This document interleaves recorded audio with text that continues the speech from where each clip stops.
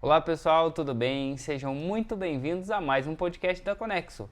E o nosso objetivo é conectar pessoas. O tema do podcast de hoje pode ser empreendedorismo, pode ser marketing, pode ser gestão de pessoas, porque o convidado que eu estou aqui na mesa é um cara fantástico. Tive o prazer de conhecer ele num evento e em conversa com o nosso professor Nascimento, falei, por favor, professor, indica o Gabriel para participar do nosso podcast. Depois de algumas conversas, né, Gabriel? Tivemos a oportunidade de estar aqui hoje com Gabriel Pianaro. Ele que é palestrante, mentor, gestor, escritor, colunista da Rede Massa, SBT, gestor com mais de 27 anos de experiência em marketing, atuando hoje à frente do Grupo Zonta, né?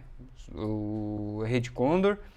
E passagem por diversas empresas como Renault, enfim, vamos falar sobre esse tema, vamos conversar sobre marketing hoje. Seja bem-vindo, Gabriel, ao nosso podcast. Pois, Mael, primeiro que quando a gente, você me fez o primeiro convite, a agenda foi embaralhando, a gente não conseguiu estar junto. Mas, cara, é um prazer, uma honra estar aqui contigo para bater um papo. Né? Tem um pouquinho de vida aí dentro do marketing, né? Hoje aí à frente de todas as marcas do Grupo Zonta.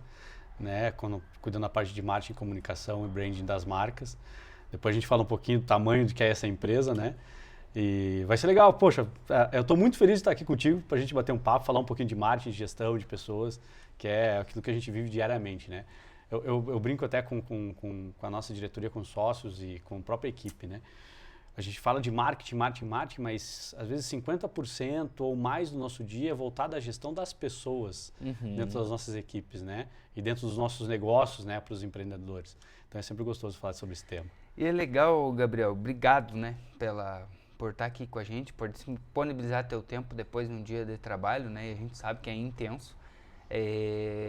Hoje são várias pessoas abaixo da sua liderança. A gente já vai falar sobre esse tema, né, sobre a questão da liderança, para falar de marketing nesse campo, né, a liderança nesse campo que é totalmente diferente, né, que é a parte da criatividade, é o que chega para as pessoas. Quando tu fala de branding, a mudança do branding do grupo, principalmente a gente conhece o Condor, né, supermercado, hipermercado, mas tem uma rede, né, de outras empresas dentro do grupo, né. Então, quando se fala de criatividade, fala de marketing e aí gestão de pessoas, para muitas pessoas falar não combina. Porque assim, você vai falar de gestão de pessoas. Aí você vai gerir essas pessoas criativas. Você tem que ser criativo também, mas ao mesmo tempo tem toda a parte de gestão de processo, criação de conteúdo, enfim. É fantástico, né? Não, o dia é maluco, né? A gente pega uma empresa como a nossa, né?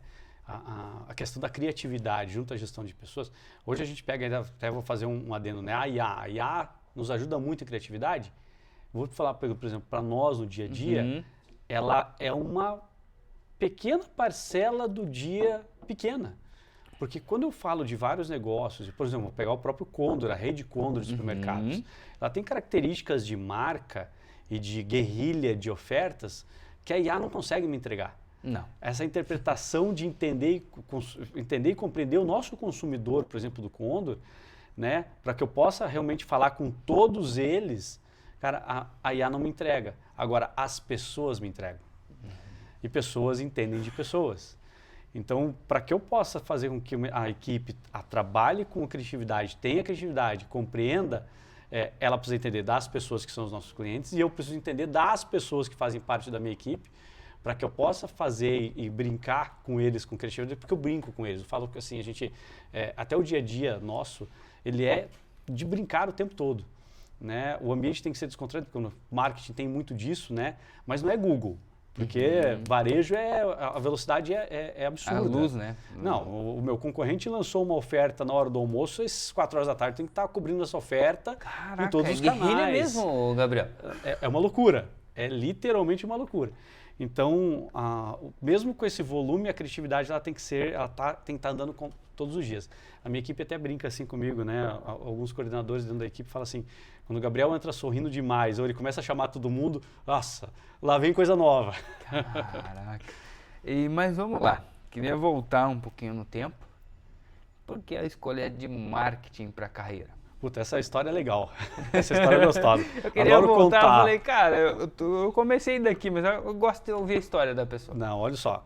Eu tive o prazer de fazer Colégio Estadual do Paraná, Caraca. nível médio entre 96 e 99. Uhum. Né? Eu fiz um curso técnico em administração. Antigamente a gente não tinha a porção de faculdades que a gente tem Certo. hoje, né? Então era limitado a 2, 3 universidades e faculdades na nossa região. Então eu falei, vou fazer um curso técnico para poder entrar no mercado de trabalho. Uhum. Eu entrei muito tímido. Ismael, eu tinha uma timidez absurda. Quem me conhece da infância sabe muito bem disso. E lá eu tive o prazer de começar a participar ativamente de alguns outros projetos de alunos, de colegas. Uhum. Eu participei do Grêmio Estudantil, o Grêmio Estudantil do Colégio Estadual do Paraná na época era uma das maiores forças estudantis do Brasil, no número de alunos que tinha colégio. E, juntamente com alguns colegas, nós participamos da Rádio Intervalo.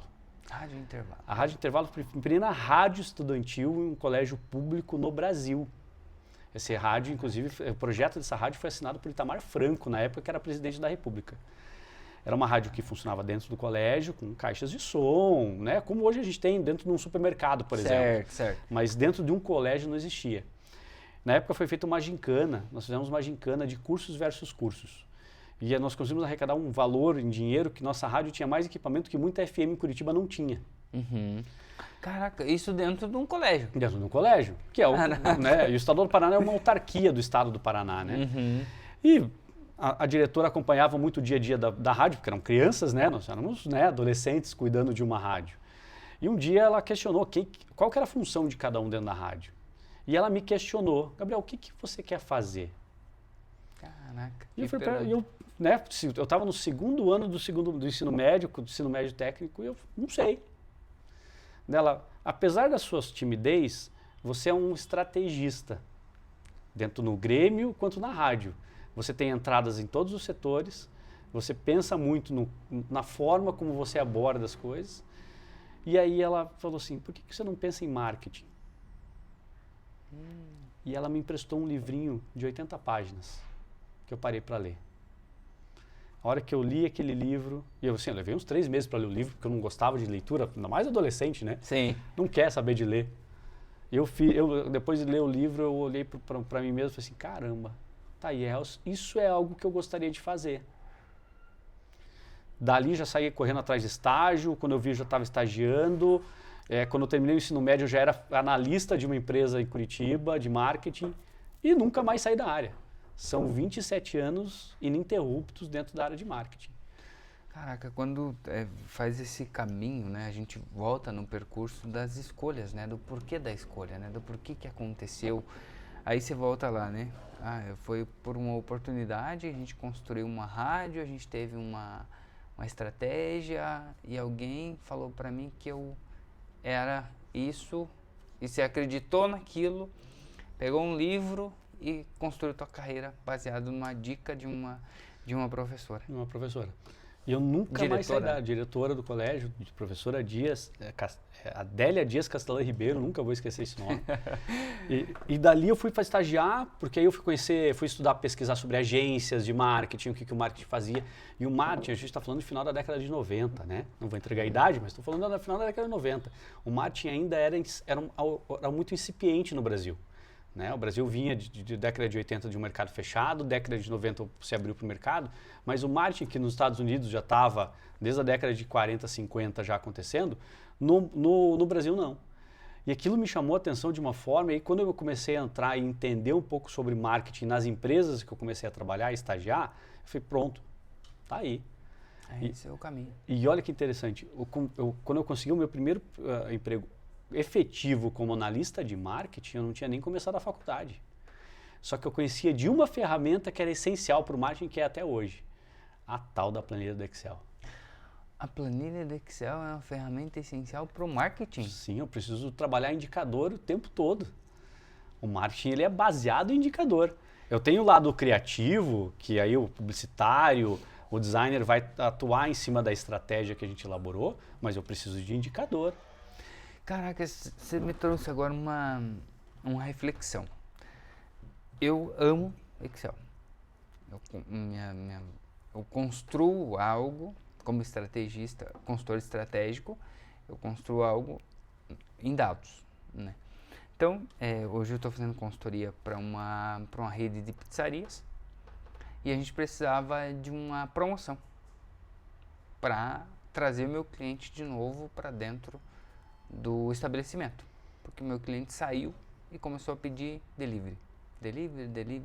É bom, por um lado, só que o cliente se distancia de você. Sim. E hoje ele pede delivery seu, amanhã ele pede do teu concorrente.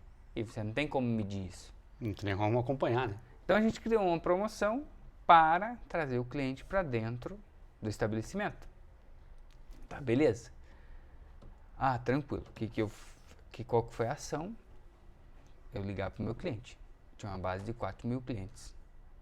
Falei, cara, 4.000 clientes, como número, eu falei, 25% desses são 1.000 clientes. 1.000 clientes consumindo um valor do ticket médio meu, vai dar X valor de vendas. A minha conta foi em cima disso. É lógico. Falei, em cima disso aqui. O que eu preciso? Para ter 1.000 clientes, eu preciso ligar para os 4.000. Então, vamos fazer a época antiga, que é ligar para o cliente, fazer uma surpresa para ele.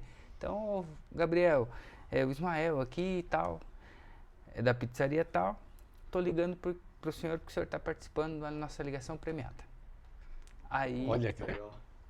O que é a ligação premiada? Você acabou de ganhar uma pizza tal para vir consumir aqui na nossa pizzaria do lugar tal. Beleza, funciona muito bem. Só que o que eu observei? Alguns funcionários fazendo e outros não fazendo. Que de certa forma é complicado, né? Falei, eu preciso medir isso. Quantas ligações eu preciso fazer para ter uma resposta positiva? Daí eu comecei a medir. A cada 3 tentativas, tinha um acerto. Falei, 33%. É bom. Só que tem que ligar bastante. Exatamente. Então, vamos criar um processo de ligação. Para que isso acontecesse, eu falei, agora eu vou começar a medir os resultados, que eu comecei a receber os clientes. Eu preciso entender qual que é o consumo. Porque o CMV eu tenho. E eu preciso saber qual que é o consumo para me ver o balanço de se a promoção é viável ou não, viabilidade da promoção. Analisei 10 dias em funcionamento, da promoção em funcionamento, planilhei no Excel, tudo certinho, coloquei nos gráficos, visitas versus consumo, valor, descontado o valor do CMV, média de custo média de consumo da pessoa. A pessoa consumiu até tal valor e ficava numa coluna, outra, enfim, né, num ranking ali. A hora que eu cheguei a fazer essa análise, eu apresentei. Falei, cara, a estratégia é fantástica. Por quê? Eu percebi que só 12% do meu cliente gastava abaixo do valor que a gente estava investindo. Pô, que então, baita resultado, 70 e poucos por cento gastava acima. Investia, né? Gastava acima do valor. Ganha margem, ganha volume. Ganha volume, ganha em marketing. Aí eu falei, cara, agora essa é a principal estratégia. E aí a gente começou a criar outras estratégias de fidelização. Por exemplo, a pessoa que vai lá por uma promoção, ela já sai com outra na mão. Então, eu cheguei aqui... complemento ainda para retornar. Eu cheguei com uma promoção específica. Agora, daqui eu vou sair com outra promoção na mão. Que era um voucher para a pessoa gastar na próxima vez que ela vem. Quando a gente fala de Excel para o negócio, existe uma confusão entre marketing, publicidade e propaganda e designer. São 3 coisas totalmente distintas. Eu fico revoltado quando eu vejo um anúncio de marketing lá. Eu quero um analista de marketing e ele tem que ter conhecimento em Photoshop, pacote Adobe, CorelDRAW, né, em ferramentas de criação. O marketing ele é negócio, criação é outro viés. Skills, conhecimento técnico, experiências são completamente diferentes. Nessa brincadeira da história, eu entrei na Renault do Brasil, quando eu entrei na Renault do Brasil, como analista sênior dentro do marketing, numa área chamada Distribuição Brasil. O Sandro Lau talvez depois vai ver alguma coisa, que foi meu coordenador lá, porque eu entendia de Excel e Axis. Inclusive, um abraço, né? Sandro Lau. Sandro Lau. Foi um dos primeiros chefes que eu tive que foram realmente mentores, que me ensinaram muito na época. E o Excel é que me abriu portas. Então, quando eu olho para o marketing, às vezes eu vejo algumas mentorias que eu acabo fazendo para alguns profissionais e tudo mais. Poxa, como entrar na área, como ser do marketing, né? Além do conhecimento teórico de faculdade, que é extremamente necessário, um conhecimento prático, você precisa conhecer as ferramentas que o marketing utiliza. Né? O Excel, sim, é uma delas. Conhecer o Excel é o básico para a gente trabalhar marketing. Porque às vezes você cabe em uma grande empresa, tem um grande BI, que perfeito, ele vai te dar todos os indicadores ali. Uhum. Mas isso é 3, 4% do mercado, ou menos. Talvez menos, né? A maioria das empresas são pequenas e médias e elas não têm um BI construído às vezes, na maioria delas, ou 99% delas não tem. Então você tem que ir para o Excel, você tem que controlar as coisas no Excel. O número do Excel, quando você desenvolve uma campanha, uma parte promocional, para você entender o ROI, se realmente o retorno sobre o investimento que ela teve foi efetivo, você tem que botar numa planilha Excel. Não é na cabeça, não é mentalmente, não é um achismo, é um número, né? E aí quando eu trago essa análise, né, eu apresentei os dados e falei, gente, não é casa cheia que funciona, é o retorno. Qual que é o retorno do meu cliente para cá? E aí tem a questão hoje nós brasileiros, e aí a gente se inclui, é um povo muito grato. Então quando você recebe algo de alguém, automaticamente você é grato por aquilo. Então isso 99,9% da população é. E aí, normalmente a pessoa pensa, bom, eu tenho que ir. Mas ela vai acabar indo por uma promoção, ela acaba gastando mais, né? Porque ganhou uma promoção. Então acaba gastando mais do que você estando dentro daquela operação sem fazer essa promoção. Então quando eu trago o meu cliente para o meu lado, e isso talvez seja, não vou dizer falha, mas algo a ser olhado pelas empresas, quem que é meu cliente?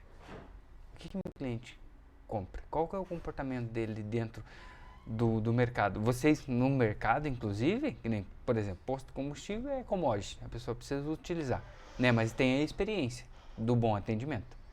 Agora, o mercado especificamente é 100% pensado no comportamento do consumidor. Totalmente. Inclusive até o layout de uma loja, ele é baseado em estudos, né? Se você pegar, vamos pegar um case, quem talvez ali tenha 30 mais vai lembrar quando o Walmart chegou no Brasil. Uhum. E uma loja do Walmart em Curitiba, que ainda tem um pouco da característica dela, que não é mais o Walmart, é uma outra marca, ele tinha uma característica específica do americano. Porta no meio. Você entrava no meio da loja. Uhum. E aí você tinha alguns tipos de produtos de um lado, corredores do outro. O layout da loja ela era muito característica do fluxo de compra do americano. Uhum. E aí é interessante, né, que uma poderosa como o Walmart não parou para estudar o comportamento do brasileiro. Né? Por onde que o brasileiro entra no supermercado? Onde é que está a entrada, né? A porta pode estar em vários lugares, mas os caixas sempre estão... Se eu estou entrando no supermercado, os caixas estão sempre do lado esquerdo, estou de frente, eu entro do lado direito. Do lado direito, eu tenho eletro, eu tenho flores, eu tenho bazar, eu tenho pet, eu tenho tudo aquilo que não é cesta básica. Uhum. Ou seja, eu estou levando o cliente para um momento de passeio, de distração. Cara, eu nunca parei para pensar nisso, você acredita? Né? Ele entra nervoso, ele está atrasado ou não está atrasado, mas está com a família, vai fazer a compra do ano, ele vai ver televisão, aí ele vê lá os computadores, ele vê geladeira, ele vê fogão, ele vê produtos de bazar, então ele vê lá pratos diferenciados, utensílios domésticos, tem a parte de auto, né, para o homem dar uma olhada, né, tem a parte de flores, tem a parte de pet hoje que é muito forte, está sempre do lado direito da loja. Tem uma questão de estudo de neuromarketing nisso. Então, ele vai para um comportamento muito mais leve. Todas as lojas de supermercado, se você for olhar, são assim. São poucas que fogem essa característica. Sim, me falando agora, eu comecei a lembrar. Então, assim, ele entra na loja com lazer. Normalmente, onde é que eu compro televisão? Em lojas né, a maioria das pessoas compram em lojas que às vezes estão no shopping. Uhum. Se ele está no shopping, ele está passeando. Então eu já estou oferecendo para ele uma experiência diferenciada. Não é só o arroz e feijão que ele foi comprar. Eu já estou te oferecendo outras coisas. E a cesta básica, que é o arroz e o feijão, está onde? Lá no final da loja. Então ele vai rodar a loja inteira, ele vai passar por cosméticos, ele vai passar por roupas, ele vai entrar na parte de higiene, né, que aí já começa a compra mais séria dele. E aí ele vai passar por toda a parte de alimento até chegar na cesta básica, arroz, feijão, as bebidas lá no final. Passa no caixa e vai embora. Então ele inicia uma experiência muito diferenciada quando se eu entro no supermercado, eu dou de cara com arroz e feijão, as embalagens, a própria gôndola disso, não é atrativa. Ela não é convidativa. Mas quando eu entro numa loja de supermercado e eu tenho, poxa, um monte de televisão, nossa, eu não tenho essa aqui ainda. Nossa, que imagem dessa televisão que está ligada aqui. Ou aquele som que está ali, puxa, aquele computador, estou precisando comprar um notebook novo. Né? Ou a mulher, a dona de casa, né, que gosta de talheres novos, de pratos diferenciados, que vai passar pelo bazar, ou a parte de cosméticos. Então ela traz uma experiência diferente para que ela possa passear pela loja. Vira um passeio. E é isso... É estratégia, né? Lógico, de todas as grandes redes, dos mercados que tu acabou de falar, mas também não é só pelo passeio, porque automaticamente a pessoa, estou aqui no mercado, vi uma televisão. Eu tenho o cartão daquele mercado que me parcela em 20 vezes sem juros. Isso, tem outra estratégia que é o crédito, né? Exatamente. Bom, estou precisando trocar de TV. Já estou aqui mesmo. Já resolve o assunto. Aí você vai para outro departamento, que é ali, daí tem a outra experiência que as grandes redes têm, que é não é a demonstração, mas quando as pessoas... Tem as demonstradoras ali, as degustadoras. Então, a indústria sempre traz para a gente coisas diferenciadas para isso, para poder estar apresentando novidades para o cliente. E aí quando você traz essa experiência, que é o que vale hoje dentro para mim é a experiência, mas a maioria das pessoas, elas não podem não ter convicção, mas se eu falar, gente, se tiver um cafezinho no mercado lá servido, você não vai tomar o cafezinho? Vai tomar o café. E normalmente você vai, pô, que legal, gostei desse café. Esse café é bom, eu vou levar. Tinha um mercado em Araucária, que os caras, eles tinham, o marketing deles era bom. Eles colocavam do lado do açougue deles uma churrasqueira elétrica e um degustador assando linguicinha, para servir para as pessoas. E é lógico que automaticamente estava onde? Do lado do açougue. Sim, dali eu já saio comprar. Experimentei. Gostei e vou levar. Era impossível você não levar no dia que eles estavam lá. Então, assim, todo o marketing é tão importante para as empresas, para todo mundo, para todos que precisam. Eles têm que ter essa consciência da importância do marketing e do marketing bem pensado. Que nem tu falou, tu desmistificou o marketing ali. Tu colocou 3 departamentos específicos ali, separados, que se compõem, né? Mas eu não posso misturar as coisas. Por exemplo, o criativo é o criativo. Ele vai criar as promoções. O estratégico vai analisar as promoções, o comportamento da promoção. Sim. Vou falar para pequenos empreendedores, por exemplo, que tem às vezes mais dificuldade de fazer marketing. Primeiro que o primeiro erro de qualquer empreendedor, seja de pequeno, médio ou grande porte, é ele achar que marketing é custo. Marketing é investimento. Tá? Se você trata ele como custo, é porque você fez errado. Você começou errado. A maior dificuldade por que às vezes algumas coisas não funcionam em marketing, principalmente para os pequenos e médios? Isso é uma briga que eu sempre tenho quando eu vou escrever para minha coluna ou toda uma discussão, num bate-papo sobre marketing. Gabriel, mas eu não tenho dinheiro para contratar uma grande agência. Né? Ou, eu tenho uma agência. Mas os donos da agência vão me matar agora. A agência, normalmente, ela é extremamente criativa e ela operacionaliza uma estratégia muito bem. É difícil achar uma agência que erre. Se ela tiver com vontade de atender o cliente, ela vai acertar. Só que o briefing que é dado para ela sobre a estratégia é que vai determinar o sucesso ou não. E o que acontece muitas das vezes, o empreendedor que não é da área, e aí eu vou pegar um dentista, vou pegar um contador, Vou pegar profissionais liberais ou tipos de empresas, né? Um comércio que a pessoa não tem experiência em marketing. Vamos lá pegar uma dona de casa que abriu uma pastelaria. Ela fazia pastel em casa, não sei o que, e resolveu abrir uma porta. Só que ela não é do marketing, ela não sabe fazer.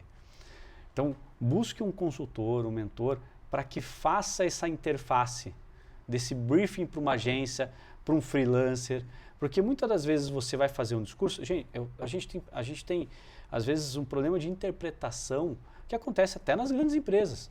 Sócios têm uma visão e a gente interpreta de uma forma, o resultado lá não agrada a eles.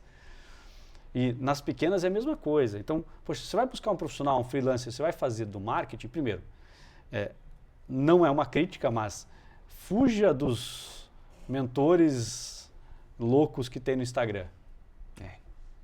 Porque agora é incrível, né? Tem um monte de especialista, né? Nossa, tá cheio de especialista e é tudo Instagram. O Instagram é uma ferramenta fantástica, mas o marketing não está limitado ao Instagram. O marketing é muito mais amplo e muito maior do que isso.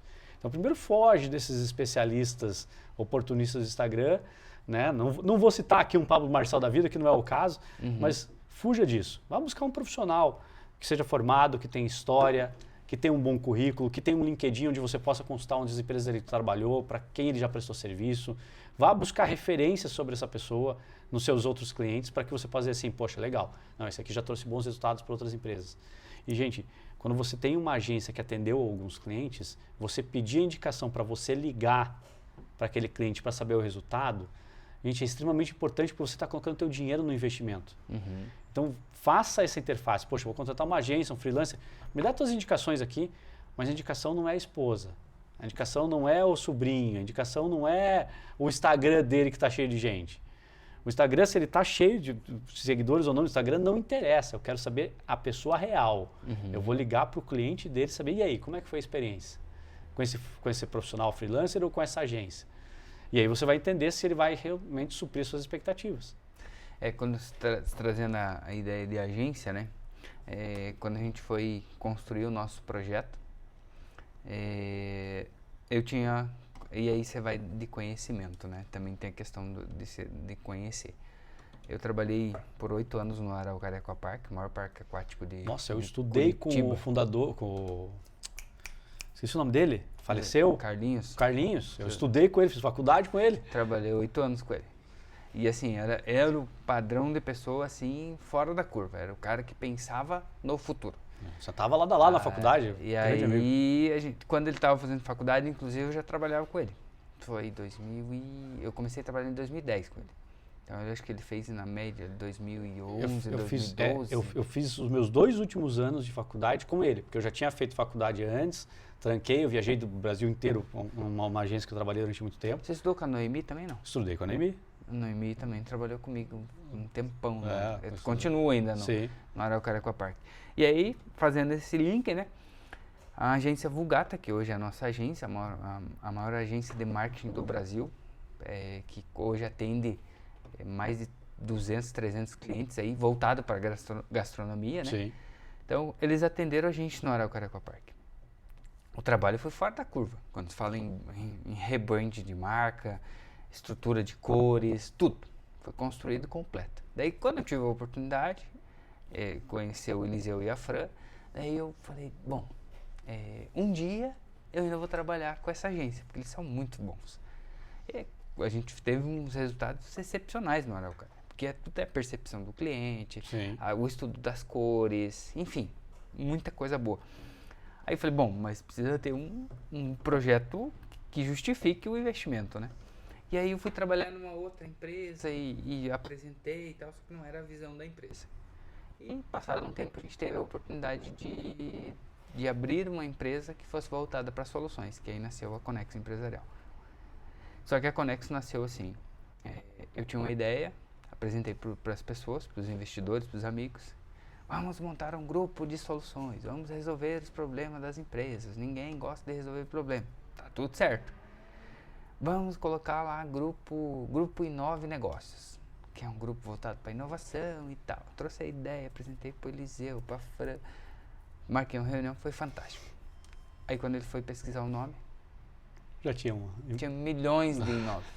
Isso é um perigo. Aí ele falou, então já que você vai começar do zero, vamos construir do zero. E aí me dá um tempo aí que a gente vai construir um brand de marca para você. E aí a gente construiu toda a história e foi construída a Conexo Empresarial.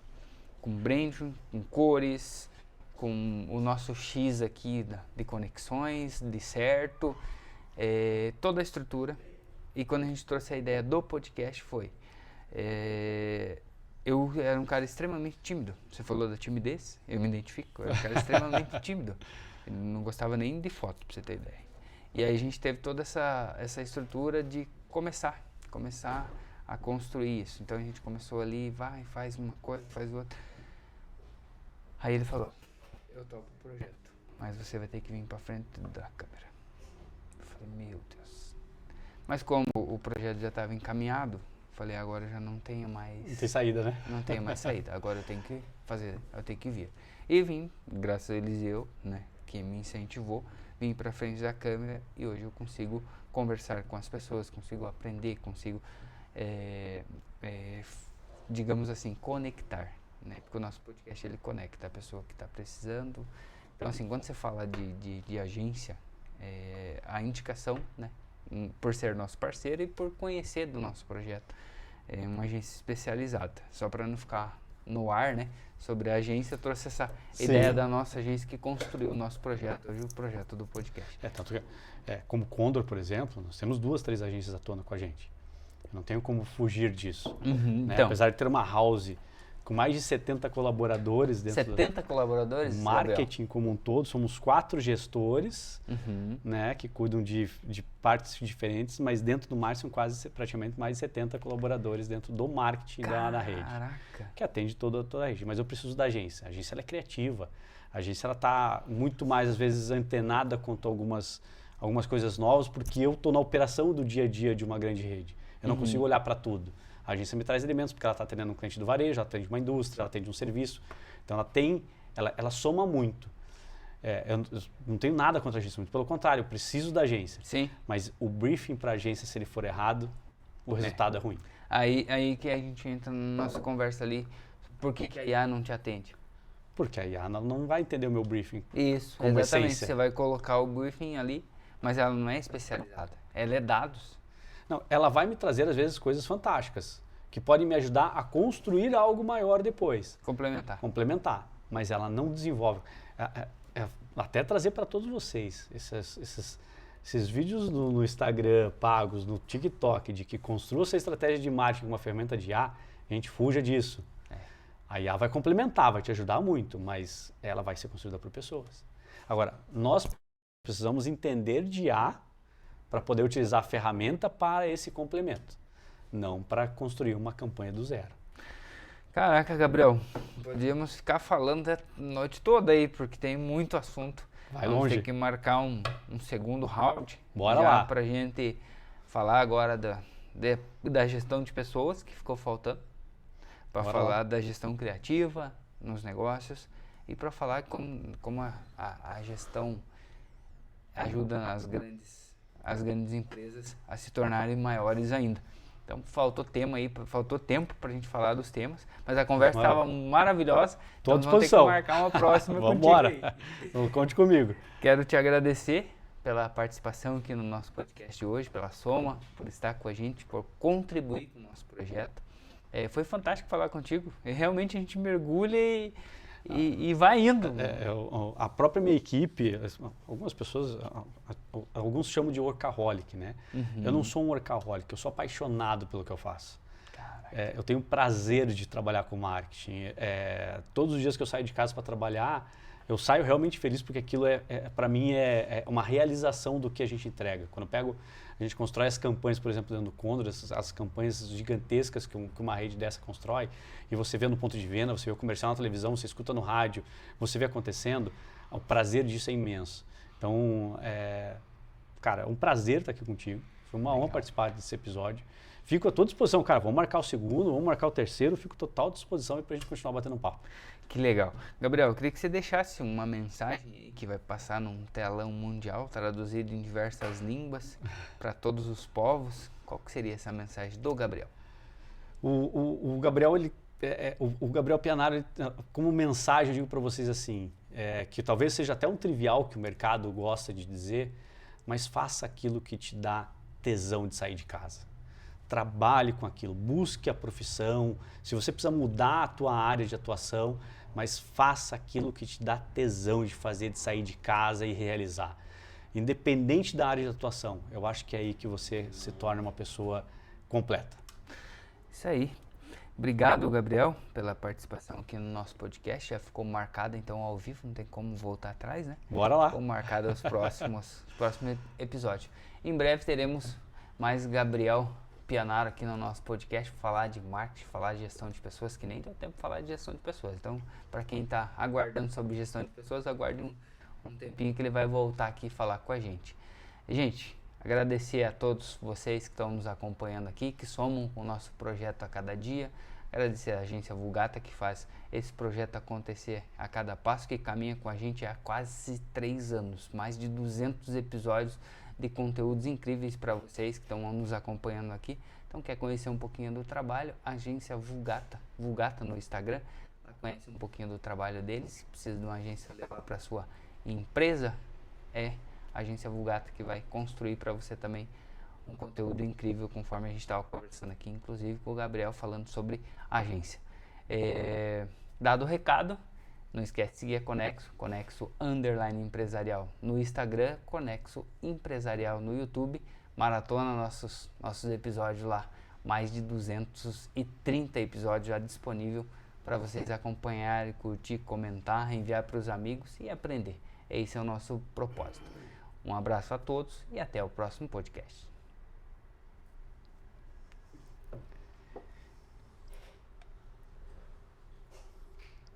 E foi. Tomara que ninguém repare nisso aqui.